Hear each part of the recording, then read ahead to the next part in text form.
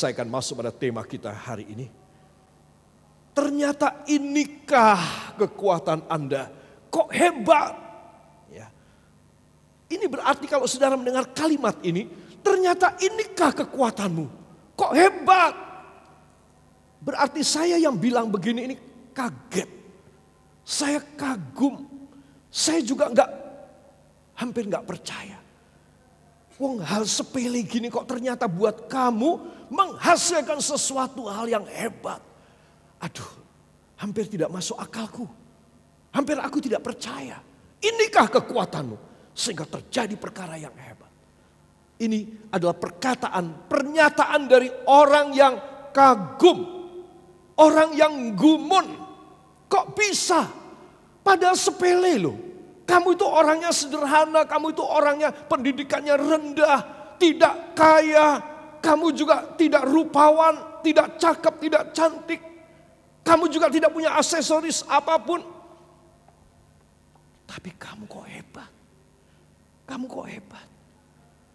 Saudara, saya mau tanya, siapa yang ingin seperti ini? Angkat tangannya. Angkat tangan dengan tegas. Amin. Tuhan Yesus, malam hari ini, dalam kesederhanaan saya, kekurangan saya mau pegang janji-Mu. Saya ingin memiliki kuasa yang hebat dalam kesederhanaan saya. Dalam pengertian saya yang sedikit, Engkau memberkati luar biasa. Dalam nama Yesus. Ucapkan terima kasih anak-anak Tuhan. Terima kasih Bapa. Dalam apa yang kami kerjakan, hal yang kecil, yang sepele, yang kami pelajari, yang kami pegang, yang kami imani, ternyata hasilnya hebat. Terima kasih Bapa. Hanya di dalam nama Tuhan Yesus Kristus, Juru Selamat dan Penebus kami. Kita yang percaya demikian terjadi, mengaminkan. Amin. Tuhan memberkati saudara. Ternyata inikah kekuatanmu ya. Kok hebat. Ya, mari kekasih, mari kita akan menengok lebih dahulu kekuatan pertama. Dan mungkin saya hanya akan bicara yang pertama ini saja, berhubung waktu. Semua katakan, kekuatan saya yang pertama adalah sukacita saya. Amin. Saudara, mungkin saudara berkata, kok sepele? Loh, masa bisa? Kalau saya senang, kalau saya bersukacita, itu kekuatan saya yang dahsyat, yang hebat. Ya, kalau sukacita saudara dari firman, dari Roh Kudus, maka sukacita saudara menghasilkan dahsyat. Amin. Mari, saya ingin supaya semua saudara, kita akan bicara soal sukacita. Katakan, soal sukacita. Jadi, saya harus sukacita. Ya, beri tepuk tangan yang baik bagi dia. Para kekasih, mari kita akan menengok hal ini. Karena ini merupakan satu perkara yang istimewa. Ada 3 jenis kesenangan. Lebih dulu kita akan melihat, sukacita yang kayak apa? Ya, sukacita pertama adalah bersenang-senang. Ini konotasinya berdosa. Ya, wah, karena kita ini seperti apalah hewan yang baru keluar dari kandang, senang banget, ya, senang-senang dalam dosa, saudara. Ini kesenangan duniawi, kesenangan yang berdosa, ya, saudara, melibatkan hawa nafsu supaya bisa kelihatan senang, ya, apalagi kalau orang, ya, tidak mau berbuat dosa, tidak mau ikut ini, tidak mau ikut ke sana, tidak mau ikut nonton ini, tidak mau melakukan itu. Dibilang, kamu itu apa sih? Ya, kamu itu kolot banget. Ya.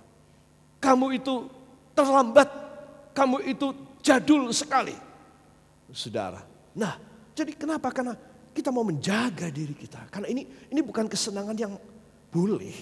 Ini kesenangan yang tidak boleh, yang berdosa. Kesenangan yang kedua, asal senang.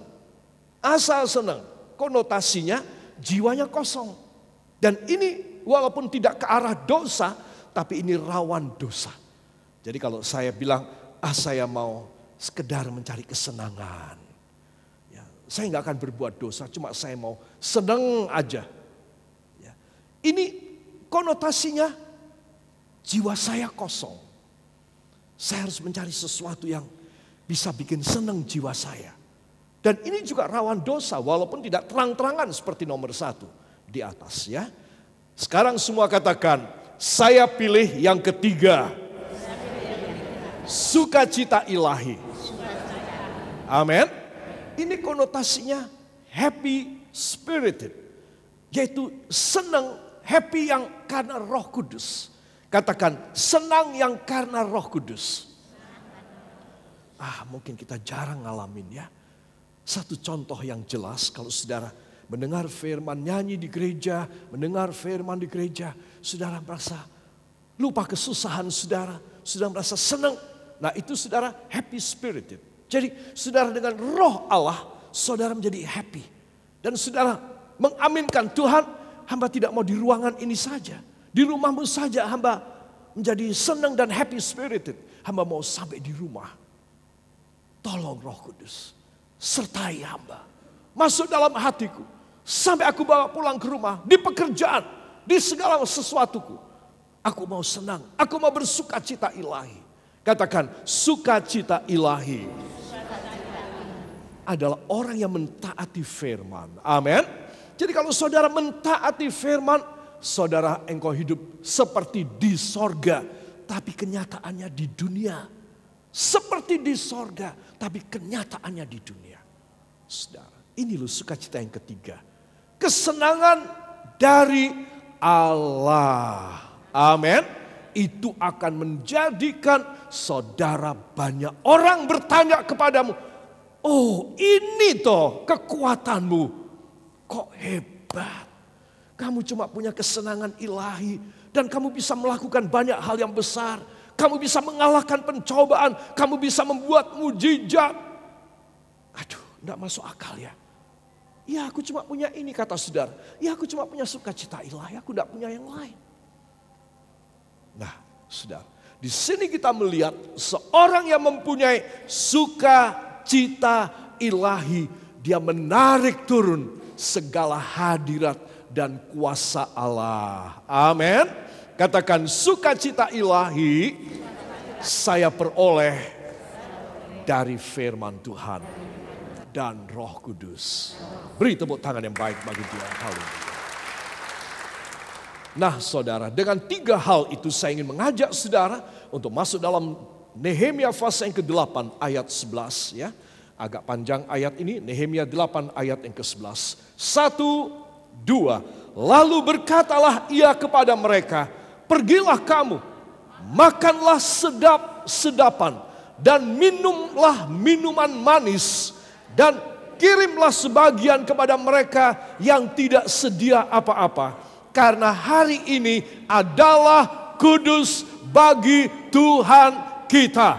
Jangan kamu bersusah hati, sebab sukacita karena Tuhan itulah kekuatanmu. Amin. Sebab sukacita karena Tuhan. Karena aku dapat dari Tuhan, aku punya Tuhan Yesus. Itulah kekuatan. Jadi siapa Tuhan yang bisa memberi satu sukacita sekaligus menghasilkan kekuatan yang dahsyat? Doa saudara penuh kuasa. Tidak pegang uang pada satu hari barangkali kita. Kebutuhan masih banyak hari itu. Saudara, tapi karena saudara punya sukacita karena Tuhan. Katakan, sukacita karena Tuhan membuat saya mendapat uang. Satu hari yang lain, saudara, katakan saya sakit dan saya tidak bisa berobat. Katakan karena tidak ada dokter. Katakan karena obat ini tidak ada obat untuk penyakit saya. Wah, berarti saya gawat banget. Tapi karena saya mempunyai sukacita karena Tuhan, maka saya bertindak dengan doa saya dalam nama Yesus. Aku sembuh. Amin. Saudara, itu tindakan saya menarik turun kekuatan Allah. Kuasa Allah, kedahsyatan Allah seketika seperti satu sengatan listrik, saya disembuhkan. Saudara, lihat. Jadi sukacita karena Tuhan. Katakan, sukacita karena Tuhan menghasilkan dahsyat.